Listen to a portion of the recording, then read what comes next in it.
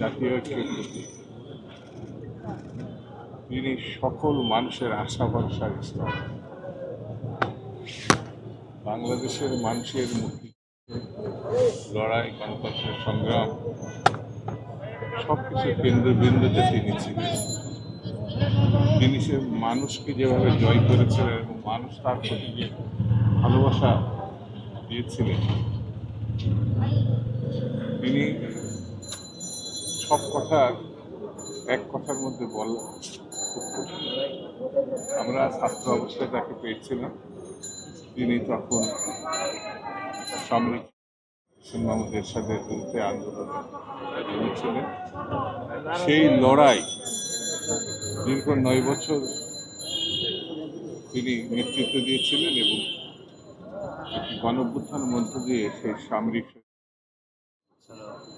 91 সালের নির্বাচনে তিনি রাষ্ট্রীয় ক্ষমতা পেয়েছেন, প্রধানমন্ত্রী। তিনি বাংলাদেশের প্রথম মহিলা প্রধানমন্ত্রী। তিনি নির্বাচনে কখনো কোনো আসন থেকে পরাজিত হননি। যখনই মানুষ বিপদে পড়ত তখনই তার কাছে কৃষক, শ্রমিক, মেহনতি মানুষের তিনি ছিলেন উদ্ধারের কাণ্ডারি।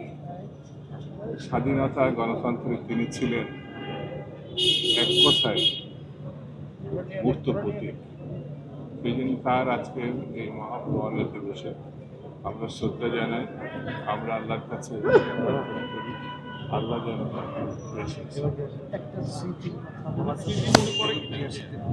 আমি যখন ছাত্র দলের সভাপতি, তিনি তখন বিএনপির চেয়ারপারসন। শুরুতে আমরা ইউনিভার্সিটি ক্যাম্পাসে যে লড়াইটা, ছাত্ররা যে গণঅভ্যুত্থানের লড়াইটা, সেটা তার অনুপ্রেরণার মধ্যে দিয়ে আসছে। আমরা যেমন ত্রুটি বিচ্যুতি ভুল করলে তিনি আমাদের শাসন করতেন, ঠিক তেমনি আমাদেরকে পথ দেখিয়েছে। আজকে জাতীয় রাজনীতিতে যেসব নেতৃবৃন্দ একটা বিশিষ্ট ভূমিকা পালন করছে, কোনো না কোনোভাবে তারা তার হাত দিয়ে বেরিয়েছে। আর তার সঙ্গে যত স্মৃতি আছে, শুধু একটি স্মৃতির কথা বলি,